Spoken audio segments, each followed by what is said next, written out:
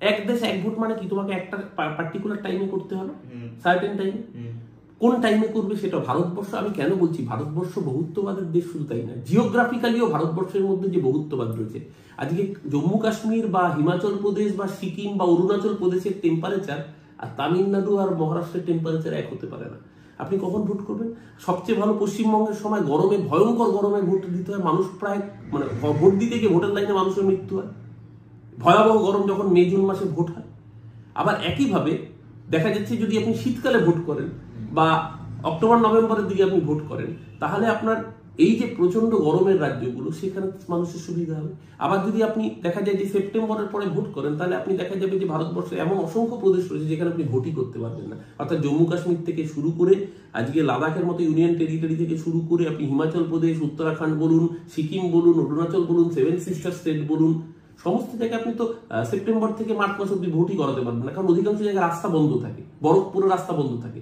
ভারতবর্ষের মতো বহুমাত্রিক দেশে, বহু ভাষাভাষীর দেশে, বহু খাদ্যাভ্যাসের দেশে ভারতবর্ষের সংবিধান এই জন্যই সারা পৃথিবীকে গণতন্ত্রের পাঠ পড়ায় কেন? ভারতবর্ষের সংবিধান বহুত্ববাদ অর্থাৎ ইউনিটি ইন ডাইভার্সিটির কথা বলে। নরেন্দ্র মোদী আসল কুঠারাঘাতটা করতে চাইছে ভারতবর্ষের সংবিধানের উপরে। এই এক দেশ এক ভোট, এটা আসলে নাটক। ওরাও জানে পাস করাতে পারবে না, কিন্তু এই নাটকটা করে দেশের মানুষের দৃষ্টিটাকে আসল সমস্যার থেকে যাতে ঘুরিয়ে রাখা যায়, তার জন্য পার্লামেন্টে এই বিল পেশ করেছে। এই বিল হয়তো ধনী ভোটে এগিয়ে রয়েছে, কিন্তু 2/3 মেজরিটি ওরা কোনোদিনও পাবে না। তাই এটা কোনোদিন ইমপ্লিমেন্টও হবে না। শুধুমাত্র বাজার গরম করার জন্য নরেন্দ্র মোদীর দলের এই সস্তা রাজনীতি ভারতবর্ষের মানুষ প্রত্যাখ্যান করে। দেখুন, এক দেশ এক ভোট এই ধারণাটাই ভারতবর্ষের সংবিধানের সঙ্গে যায় না। ভারতবর্ষের মতো যুক্তরাষ্ট্রীয় বহুদলীয় যুক্তরাষ্ট্রীয় কাঠামোর দেশে এক দেশ এক ভোট এই চিন্তা ভাবনাটাই ভারতবর্ষের সংবিধানের মূল ধারার সাথে পরিপন্থী। কারণ আমাদের সংবিধানের প্রথমেই যেটা পরিষ্কার করে দেওয়া আছে সেটা হচ্ছে India, that is Bharat, shall be union of states.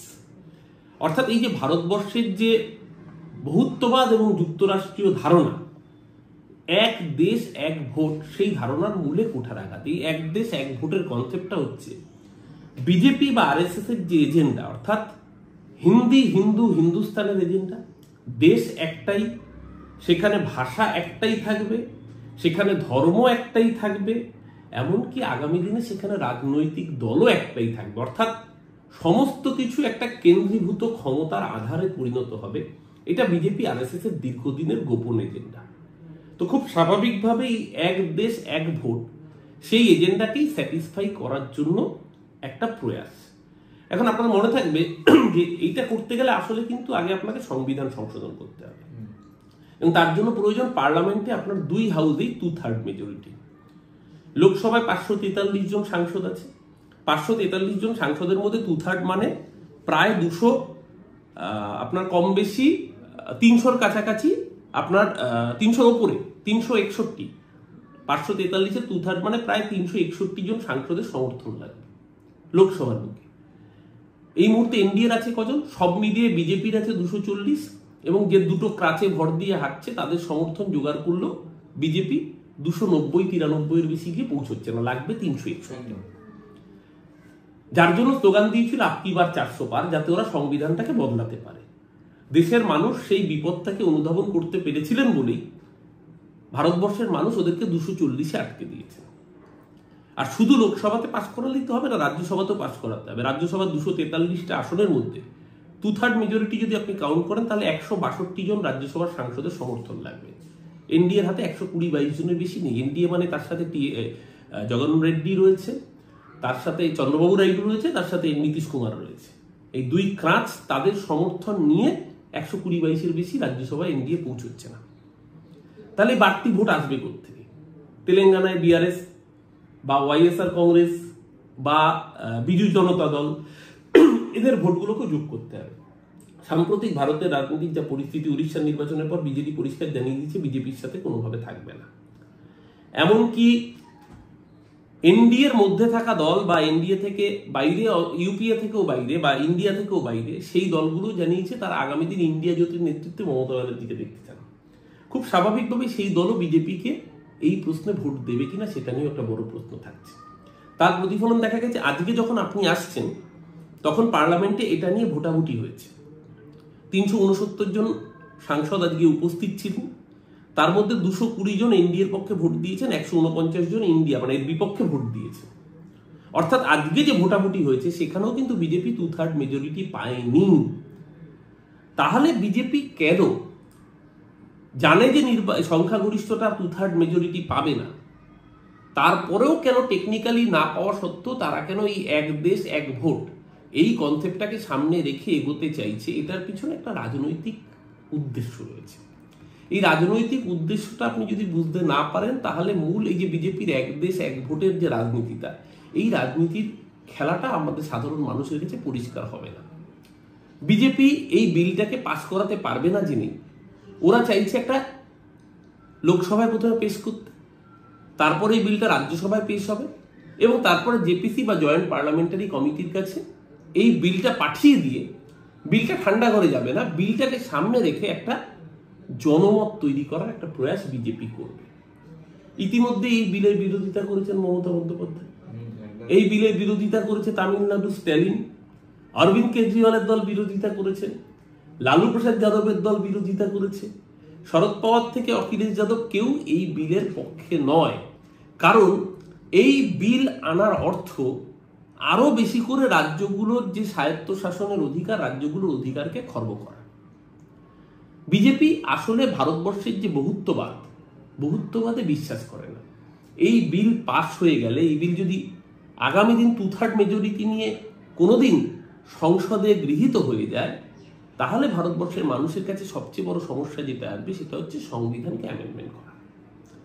BJP এইটা করতে চাইছে, তার উদ্দেশ্য আজ থেকে 15 বছর 20 বছর পরেও যাতে আগামী দিন ভারতবর্ষের বুকে অন্য কোনো রাজনৈতিক দল না থাকে, সেই দিকে এক মনোপলি দেশ চালানোর যে একচেটিয়া একনায়কতন্ত্রের রাজনীতি কায়েম করার চেষ্টা, এই বিলের মাধ্যমে বিজেপি সেই প্রয়াসটাই করতে চাইছে। খুব স্বাভাবিকভাবেই তাই আজকে গোটা ভারতবর্ষের বিজেপি ব্যতী রেখে সমস্ত রাজনৈতিক দল এর বিরুদ্ধে আজকে একটা জায়গায় এসে ঐক্যবদ্ধ হয়েছেন। কারণ এই বিল আসলে ভারতবর্ষের সংবিধানের মূলে কুঠারাঘাত এনেছে। এই বিল অগণতান্ত্রিক। এই বিল ভারতবর্ষের যুক্তরাষ্ট্রীয় কাঠামো অর্থাৎ রাজ্যগুলির হাতে যে দেওয়া ক্ষমতা, সেগুলোকে আরএসএস এবং বিজেপি বরাবর এই রাজ্যগুলোর হাতে দেওয়া ক্ষমতাকে ধ্বংস করতে চায়। যেরকম আপনি দেখেছেন যে এর আগে যখন পঞ্চবার্ষিকী পরিকল্পনা ছিল তখন সেখানে রাজ্য তার নিজের দাবি জানাতে পারত। আজ এই পঞ্চবার্ষিকী পরিকল্পনাকে ওরা হিমঘরে পাঠিয়ে দিয়েছে। এখন নীতি আয়োগ চালু করেছে, কিন্তু নীতি আয়োগের সুপারিশগুলো সব ক্ষেত্রে মান্যতা পাচ্ছে না। শুধু তাই নয়, জিএসটি কমিশন চালু করার পরে রাজ্যগুলোর যে নিজের দাবি দেওয়া জানানোর জায়গাগুলো ছিল, সেই জায়গাগুলো পরিসরগুলো আস্তে আস্তে সংকুচিত হচ্ছে। তাই বিজেপি খুব ভালো মতো জানে যে ওরা আখেরে দেশ দখল করতে গেলে ওদেরকে সবার আগে বহুত্ববাদের ধারণাটাকে ভারতবর্ষের মানুষের মন থেকে মুছতে হবে। এবং তার জন্যই ওরা প্রথমে স্লোগান তুলেছিল আপকি বার 400 পার। কারণ 400 যদি ওরা পার হতে পারতো তাহলে ওরা সংবিধানটাকে বদল করতে পারত। যেহেতু 400 পার করতে পারেনি, আপনি দেখবেন প্রথমে কিছুদিন বিজেপি কিন্তু লোকসভার রেজাল্ট বেরোনোর পরে চুপ করে ঘাপটি মেরে বসেছিল, ওরা সাহস পায়নি মুখ করার। আবার সাহস কখন পেল? আমি বলবো এটার জন্য দায়ী কিছুটা কংগ্রেসও। কংগ্রেসের নেতৃত্বের ব্যর্থতা এবং কংগ্রেস যদি নিজেকে পুনর্মূল্যায়ন না করে রাজনৈতিকভাবে, আগামী দিন ভারতবর্ষের মানুষকে আরো বড় বিপদে ফেলে দেবে ভারতের জাতীয় কংগ্রেস। হরিয়ানায় জেতা ম্যাচ যেভাবে কংগ্রেস নিজেদের দলীয় ব্যর্থতার জন্য হাতছাড়া করল, হরিয়ানায় হারা ম্যাচ জিতল বিজেপি এবং তারপর সদ্য সমাপ্ত মহারাষ্ট্রের নির্বাচন, সেই নির্বাচনে যদিও অনেক কারচুপির কথা সামনে আসছে, বিশেষ করে টেম্পারিং এর কথা সামনে আসছে, কিন্তু তারপরেও দিনের শেষে জো জিতা বহি সিকান্দার। হরিয়ানা এবং মহারাষ্ট্রে জেতার পরেই বিজেপি আবার গা ঝাড়া দিয়ে উঠলো এবং এই যে এক দেশ এক ভোট, এটাকে পার্লামেন্টের অলরেডি পাস এই যে বিলটা আনলো, এর পিছনে মহারাষ্ট্র বা হরিয়ানা জেতার ফলে তারা অক্সিজেন পেয়ে ডেফিনেটলি অক্সিজেন তো কিছুটা পেয়েছে। এই বিলটার পিছনে অনেকগুলো কারণ আছে। প্রথম কারণ হচ্ছে অবিজেপি শাসিত রাজ্যগুলোর ক্ষমতা খর্ব করা। তারা যাতে অর্থনৈতিকভাবে সিদ্ধান্ত নিতে না পেরে পঙ্গু হয়ে যায় সেই বিষয়ে ব্যবস্থা গ্রহণ করা। আচ্ছা বলুন তো, ভারতবর্ষের মতো বহুত্ববাদী দেশে এক দেশ এক ভোট বলছেন, এক একটা ভোটে মানুষের এক এক রকমের মুড সুইং থাকে। লোকসভা ভোটে মানুষ যে প্যারামিটার ভেবে ভোট দেয়, বিধানসভা ভোটে সেই প্যারামিটার ভেবে ভোট দেয় না। তাহলে 2019-এ লোকসভা ভোটে পশ্চিমবঙ্গে বিজেপি 18টা সিট পেয়েছিল। সেই আসন অনুযায়ী দেখলে 2019-এ বিজেপি প্রায় 113টা বিধানসভা সেগমেন্টে এগিয়েছিল 2019-এ লোকসভা ভোটের নিরিখে। কিন্তু যখন 2021-এ বিধানসভা ভোট হলো, যেই মানুষ হয়তো গিয়ে নরেন্দ্র মোদীর দলকে ভোট দিয়েছিলেন লোকসভায়, সেই মানুষই মমতা ব্যানার্জিকে ভোট দিলেন, কারণ তিনি দেখলেন যে তার কন্যাশ্রীটা সুরক্ষিত রাখতে গেলে, তার স্বাস্থ্যসাথীটা পেতে গেলে, তার লক্ষ্মীর ভান্ডার পেতে গেলে তার ভরসার নাম মমতা ব্যানার্জি। স্টেটের পলিটিক্স আর সেন্ট্রালের পলিটিক্স সবসময় একই প্যারামিটার দিয়ে ডিফাইন করা যায় না। এরা এই জায়গাটাকে নষ্ট করতে চাইছে। এরা চাইছে এক দেশ এক ভোটের নামে একটা এমন এনভায়রনমেন্ট তৈরি করো যেখানে একটাই দল থাকবে, যাতে মানুষের সামনে আর কোনো অপশন না থাকে যে বিজেপি আরএসএস এই কম্বিনেশন ছাড়া অন্য কোনো জায়গায় ভোটটা কাস্ট করার জায়গা না। কিন্তু এই যে এক দেশ বা এক ভোট, এটা তো ভারতবাসীর কাছে নতুন কোনো বিষয় নয়, কারণ আমরা প্রথম জেনারেল ইলেকশন এবং তারপরে বেশ কয়েকটি নির্বাচন যদি লক্ষ্য করি ভারত স্বাধীনতা হওয়ার পরে, তাহলে আমরা দেখবো যে রাজ্য এবং কেন্দ্র বেশ কয়েকটি নির্বাচন একসঙ্গে হয়েছে। আচ্ছা, ধরুন এক দেশ এক ভোট হলো, ঠিক আছে। এবার ধরুন আমি একটা উদাহরণ দিচ্ছি আপনাকে। কদিন আগে লোকসভার ভোট হয়েছে, উত্তরপ্রদেশে ক্ষমতায় কি আছে? বিজেপি। বিশাল মেজরিটি নিয়ে যোগী আদিত্যনাথের সরকার চলছে। উত্তরপ্রদেশে 60% আসনে বিজেপি হেরে গেছে লোকসভা ভোটে।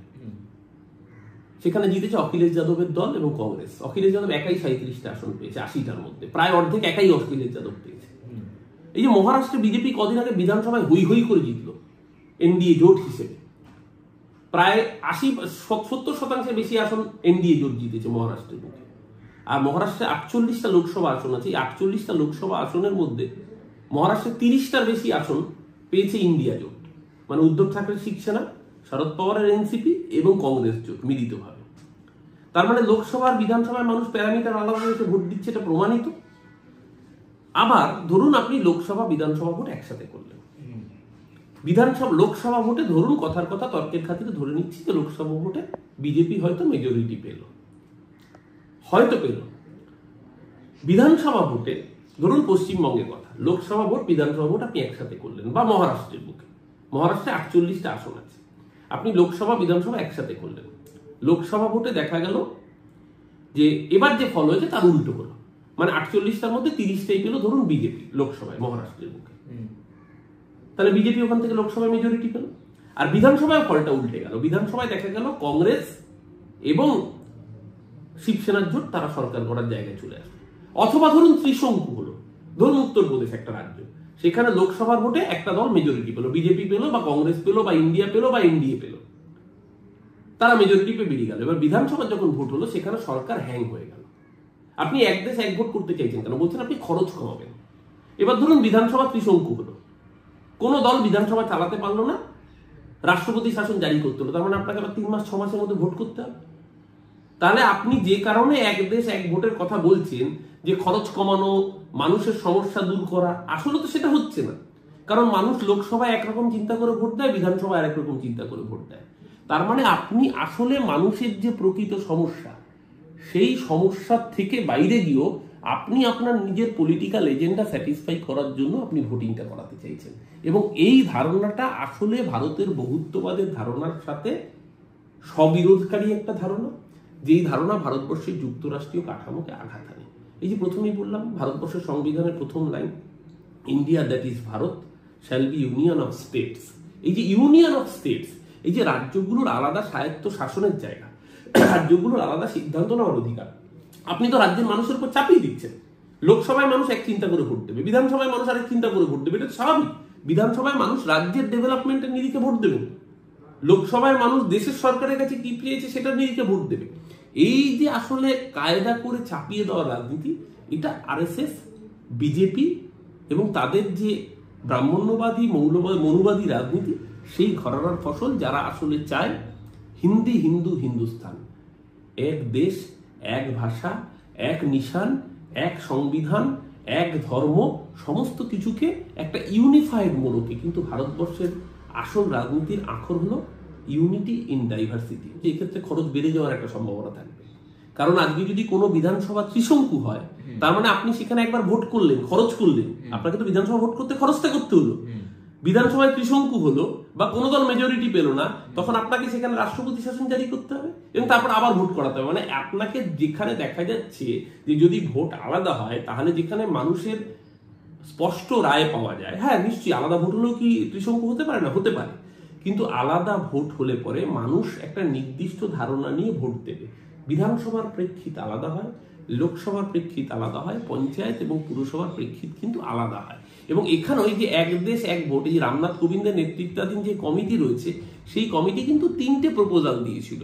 এই জেপিসির কাছে যে জনমত এক দেশ এক ভোট চালু করার জন্য 3টি বিল আনার কথা রামনাথ কোবিন্দের কমিটি তারা বলেছিল, কিন্তু নরেন্দ্র মোদীর সরকার কিন্তু তৃতীয় বিলটি, অর্থাৎ রাজ্যের যে বিলে পঞ্চায়েত এবং পুরসভাগুলোর ভোটও একসাথে করানোর কথা বলা হয়েছে, সেই বিলটা তো সংসদে পেশ করছে না।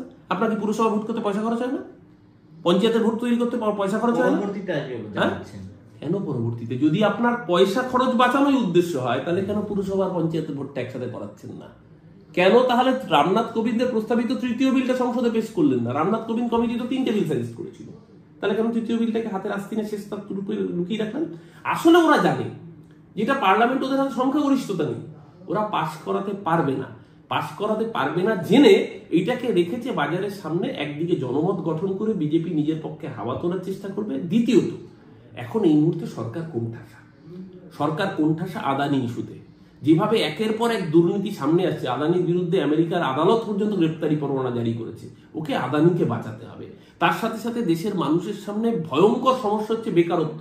বছরে 2 কোটি বেকারের চাকরি স্লোগান দেওয়া নরেন্দ্র মোদীর সরকার, তারা আজকে 10 বছরে 20 কোটি বেকারের চাকরি তো দূর, উল্টে ভারতবর্ষের ইতিহাসে সবচেয়ে বেশি বেকারত্ব সিএমআই রিপোর্ট বলছে গত 45 বছরে হয়েছে। এখন এই সময় দাঁড়িয়ে দেশের অর্থনীতির হাল সবচেয়ে খারাপ।